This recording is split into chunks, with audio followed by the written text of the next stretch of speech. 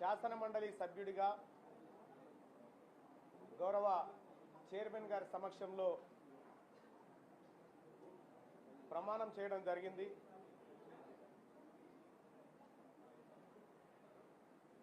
ఇది నా జీవితంలో మొట్టమొదటి అవకాశం.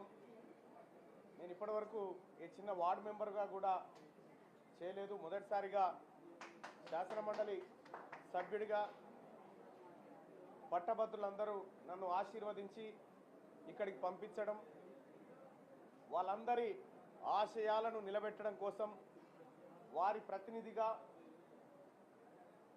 ఇక్కడ శాసన మండలిలో వారి మనిషిగా నేను రిప్రజెంట్ చేయబోతున్నందుకు అవకాశం కల్పించిన వాళ్ళందరికీ ధన్యవాదాలు. అలాగే తెలంగాణ రాష్ట్ర ప్రభుత్వం